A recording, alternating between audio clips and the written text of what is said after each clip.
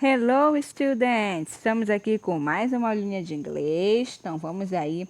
Quem está usando o celular, aumenta o volume aí, tá bom? Vou colocar aqui o volume para a gente ouvir bem direitinho a nossa aula, tá? Aí você aperta o play aí e vamos aprender um pouquinho hoje do nosso vocabulário de inglês, tá bom? Na aula passada, eu passei uma atividade para vocês e o finalzinho dela tinha a Language Focus, tá? Que era essa partezinha que eu coloquei aqui para vocês. O Present Simple for Narratives, né? Que é o presente simples para narrativas, ok? Então, nós teremos que revisar aí essa questão do presente simples, é um tempo verbal em inglês, ok? Aí eu disse para vocês deixarem, né? Lembram? Eu falei para vocês deixarem aquela questão que nós iríamos responder na próxima aula, porque eu ainda teria que explicar esse tópico gramatical, que é o Simple Present, tá bom? Então, hoje a gente vem, eu vou explicar para vocês o tópico do presente simples, tá? E aí depois vocês têm atividade para responder. A atividade é o finalzinho da aula passada, tá bom? Então, por mais que você fique um pouco confusa, eu coloquei aqui novamente, ela vai aparecer para vocês também, mas é a mesma página da atividade da aula passada, a última página, tá bom? Quem já baixou a apostila completa, então acompanhe aí o número da página, tá bom? Mas essa parte aqui da explicação, ela não vai ter lá na apostila que eu coloquei para vocês, tá? Então aperta o play aí e vamos prestar atenção, ok? O presente simples é um dos tempos verbais em inglês utilizado para indicar ações habituais que ocorrem no presente, fatos gerais, ações repetidas ou situações, emoções e desejos permanentes. Também é usado para expressar uma verdade universal, sentimentos, opiniões e preferências, ok?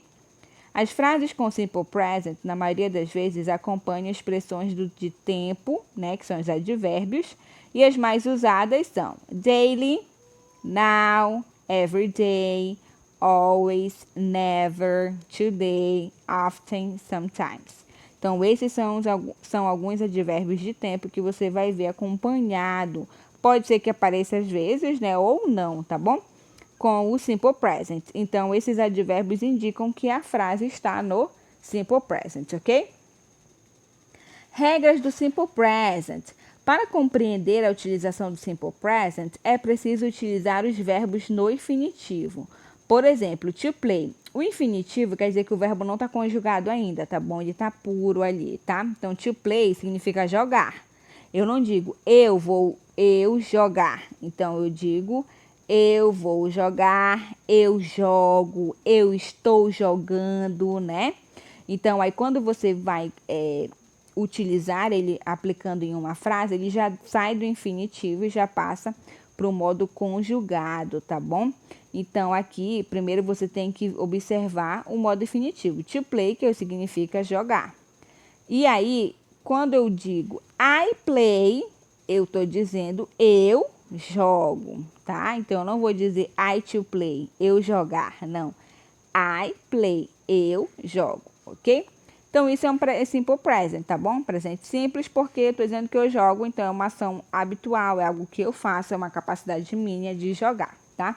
E aí você pode completar utilizando o nome do jogo aí, pode ser soccer, voleibol, handball, chess, enfim, qualquer tipo de jogo, tá? Exemplos. I play, eu jogo, you play, você joga, ou vocês jogam, né? Então, essa é a forma afirmativa do simple present, tá bom? Para se referir a ações que acontecem com frequência, como eu sempre jogo, né? Aí você vai utilizar os advérbios que a gente viu aqui em cima, tá bom? Aí aqui como exemplo eu coloquei, ó. I always play. Eu sempre jogo, ok? You sometimes play. Você joga às vezes, ou às vezes você joga, tá? Então você pode ter essas duas interpretações aí, ok? Agora, gente, olha só, prestem bem atenção. Na terceira pessoa, que é o he, she, it, ele, ela ou ela para coisas e animais, os verbos no presente simples, eles vão ter um Szinho no final, tá bom? I play não tem porque é primeira pessoa. I play, eu jogo. Então, não tem o S no final, observe. E o you também é segunda pessoa, não tem o S. Mas a terceira pessoa, que é he, she ou it, tem que ter o S no final. Então, aqui eu escolhi o verbo drink, to drink, que é o verbo beber. Então, aqui eu coloco, she drinks, he drinks, it drinks. Ela bebe, ele ou ela bebem, tá bom? Presta atenção que quando a gente está explicando essa questão do it, ele ou ela, que é o neutro utilizado para coisas ou animais, tá? A gente sempre coloca essa barrazinha, mas não que você vá colocar, se eu pedir para você traduzir, por exemplo, então você vai colocar ele ou ela, barra. Ou se eu pedir para traduzir uma frase, por exemplo, tá? Você não vai colocar ele ou ela barra, tá? Você vai ter que observar para ver se o sentido é ele ou se o sentido é ela. E aí você escolhe apenas um dos dois significados para colocar, tá? A gente coloca essa barra porque ele pode significar ele e também ele pode significar ela. Depende do contexto da sua frase, tá bom? Vamos lá. Com os verbos terminados em SS, SH, CH, X e Z, quando eles estão na terceira pessoa e você tem que acrescentar o S no final do verbo, aí você tem que observar essas regrinhas aí, tá bom? Primeira, wash, she washes her hair every day. Então, aqui era o verbo lavar, né? Como o verbo lavar termina com SH e ele quer que coloque no simple present, né? A expressão aqui. Então, ela lava o cabelo dela todos os dias. Eu tenho que colocar o S. Só que como ele termina com SH, eu acrescento junto o E e o S. Observe o exemplo aqui, tá? E assim para as demais terminações, ó, kiss, kisses, go, fica goes e does fica does, tá bom? Opa, e do fica does, tá? Então, vocês vão observar aí essa regrinha aí, tá bom? Se o verbo terminar em Y e antes desse Y tiver uma consoante, você vai trocar isso e vai botar o ES no final, tá bom? Você vai botar o IES no final, tá? No caso, você vai tirar o Y e botar o IES, ok? Nos casos aqui do verbo try. She tries to do a good work as a vet. Ela tenta fazer um bom trabalho com veterinário. Lembrando que isso aqui é presente simples, tá bom? E o verbo study, né? Então, vendo? Termina com Y, antes do Y tem consoante, então você tira o Y e no lugar bota o IES, ok? E quando é que o simple present aparece? Nas questões do verbo to be. E aí, o que a gente faz? No contexto normal, nós já trabalhamos o verbo to be no primeiro bimestre, né? Então, vocês já viram. Vai continuar a mesma situação, tá bom? O verbo to be, ele no presente simples, ele não precisa de auxiliar nem no modo afirmativo, nem no modo negativo, tá bom? Então, você vai utilizar aqui as mesmas coisas, né? Lembrando que as variações do verbo to be é o am, is, are, como vocês têm aqui, ó, toda a conjugação. I am, you are, he is, she is, it is, you are, we are, they are, ok? Já quando você pegar o presente simples e você encontrar o verbo have, to have, quando for na terceira pessoa, tá? Ele tem que ficar has, tá bom? Has. Então, para he, she, it, has, ok? O restante das pessoas, do contexto, vai ser have, que é o verbo ter, tá? Exemplos aqui, ó. She has a lot of friends. Ele tem muitos amigos. Observe aqui o has, tá bom? Que não é have. He have lots of friends. Não, tá errado. He has a lot of friends, ok? She has brown hair. Ela tem o cabelo castanho. Então, vai ser has na terceira pessoa. Ou para he, ou para she, ou para it, ok? O presente simples, ele é diferente do verbo to be, do presente simples, por quê? Os demais verbos no presente simples, eles vão precisar de auxiliar, tanto para negativa quanto para interrogativa. E no caso, os auxiliares é do e does, tá bom? O do você vai usar para todas as outras pessoas e o does é para as terceiras pessoas, he, she, it, tá? Então, aqui, ó, forma negativa. Na formação da frase negativa, no simple present, o verbo do é usado como auxiliar. Sua composição constará em sujeito mais o verbo do e o not, ou does e o not, e o verbo no infinitivo sem o to, e aí o complemento da frase, tá? Como, por exemplo, vocês têm aqui, ó. She doesn't cry when she sees poor child in the streets, né? Ela não chora quando vê crianças pobres, humildes nas ruas. Então, she does not, tá? Tá conectado aqui, mas é she does not. The little birds don't fly, ok? Don't fly so high. Então, nós temos aí o uso do she doesn't cry, ok? Agora, olha só, nessa questão aqui, o slide aqui, ele vem de modo incorreto, ele tá colocado aqui, tá? Foi um erro de digitação, tá bom? Por quê? Quando você tá colocando o auxiliar, o does, tá? O does, quando você coloca o auxiliar nos verbos da terceira pessoa, você não vai acrescentar o S no final do verbo. Então, esse aqui tá she doesn't cry, tá? Mas aí tá incorreto, tá bom? Você vai botar she doesn't cry com Y. O verbo cry, chorar com Y, tá? Não é cries como tá aqui com S, tá? Observe aqui esse errinho, tá bom? Aí vocês só corrijam aí, tá? A mesma coisa aqui, tá bom? The little bird don't fly so high. Ok? Então, vamos passar para a próxima aí, modo interrogativo, tá?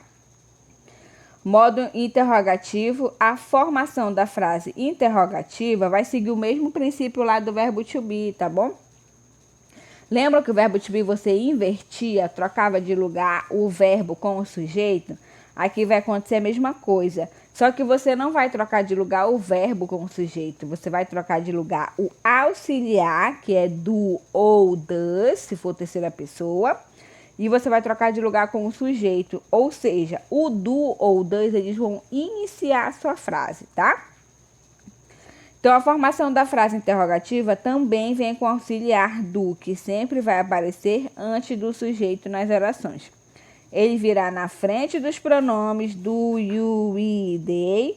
Nos casos da terceira pessoa do singular, quando for he, she, it, você vai acrescentar a partícula does, tá bom? Então, aqui vocês têm, ó, os exemplos. Vamos pular aqui para os exemplos, ó. Do you speak English? Você fala inglês? Como seria no modo afirmativo? You speak English, ok? Como é interrogativa, eu acrescento do aonde no início da minha frase ou antes do meu sujeito. Quem é o sujeito? O you, tá? Do you speak English? E aí eu acrescento o ponto de interrogação, ok? Do I need it? Eu preciso disto? Então, novamente aqui, o auxiliar vem antes do sujeito. Quem é o sujeito é o I. Então, eu boto na frente e no final acrescento o ponto de interrogação. Where does he work? Onde ela trabalha, né? Então, aqui, como é terceira pessoa, he é ele, onde ele trabalha. Então, eu boto does na frente de ele, ok? Aqui tem a marcaçãozinha 162, porque tem no livro, tá bom? Mas esse livro vocês não vão ter ele todo ainda. Talvez no final do ano vocês consigam adquiri-lo ele todo o livro, tá bom?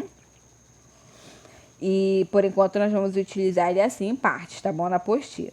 Aí aqui vocês têm, ó, a atividade da aula passada, que eu disse que será para responder depois que eu explicasse esse contexto de simple present to present simple, tá? Então, nós vamos começar aqui, ó. Leia o texto 1 e 2 novamente. Circle the best word to complete the sentence. E aí você vai circular a melhor opção que completa a sentença, tá bom? Então vamos prestar atenção aqui, ó. Joke, cadê? Ah, tá, normal. Jokes and stories are narratives, information tests. When telling them, we generally use the, ou seja, jokes and stories are narratives, ou jokes and stories are information tests. Então, quais das duas opções é a correta para você? É a narratives ou é a information test, tá? As piadas e as histórias são narrativas ou textos informacionais. Aí você vai circular aqui qual das duas é a melhor opção. When telling them, we generally use the simple present because we want listeners to have the impression the events are happiness. We are speaking or we are happening past. Qual das duas opções é a melhor, né? We are speaking, nós estamos falando, ou aconteceu no passado, ok? Então, de acordo com o contexto, qual é a melhor opção aqui? We are speaking or happening in the past. Aí você vai circular, tá bom? Depois, a segunda e última questão. Complete the joke with the simple present form of the verbs in the box. Então, você vai completar essa piada utilizando os verbos que estão na caixa, tá? Isso aqui é uma piada, ok? Então, vocês têm assim, ó. 3 friends standing on a desert island, ok? 3 amigos estão em uma ilha deserta. Aí, qual é a palavra que vem aqui? Agree, be, find, say, send ou want. A magic lamp, né? O que eles fizeram aí com a lâmpada mágica, né? Agree, be, find, say, send, want. E assim você vai lendo o texto e completando com o melhor verbo que completa e dá sentido a essa piada, tá bom? Então essa é a nossa aula de hoje, tá? Assim vocês vão fazer, vão lendo direitinho a piada e colocando a palavra que melhor completa o espaço. Tem que fazer sentido, tá ok? Se não fizer sentido na tradução, depois se você quiser fazer a leitura e ver que não tá fazendo sentido, não é porque tá errado, tem que trocar as palavras aí, tá bom? Então é isso, gente. A gente se vê na próxima aula. Se você, por um acaso, já tiver feito essa, confirma com a explicação da aula de hoje. Aí você volta de novo, ver se realmente você completou tudo certinho. Porque você tem que completar com esses verbos no Simple Present. Então, você vai ter que observar se vai ter S, se não vai, se vai precisar de auxiliar do ou does ou se não vai, tá bom? Aí você revisa novamente, vê se tá tudo ok. E envia para mim no PV, ok? Então, bye bye. See you in the next week.